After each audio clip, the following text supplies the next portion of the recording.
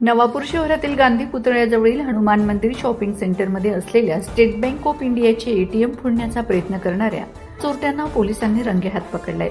मुंबईतील एसबीआयच्या नियंत्रण कक्षाला एटीएमचा सायरन वाजल्याने ही घटना उघडकीस आली. गुरुवारी रात्री 1:30च्या सुमारास चोरट्यांनी एटीएम फोडण्याचा प्रयत्न केला. त्यांनी आधी एटीएम मधील सीसीटीव्ही कॅमेऱ्यावर काळा स्प्रे मारून तो बंद केला. त्यानंतर त्यांनी एटीएम मशीनचे नट बोल्ट तोडून मशीन खाली पाडण्याचा प्रयत्न केला. मात्र एटीएम मध्ये असलेल्या आधुनिक सायरन सिस्टीममुळे मुंबईतील एसबीआयच्या कार्यालयात अलार्म वाजला आणि त्यांनी तात्काळ नवापूर पोलिसांना याची माहिती दिली.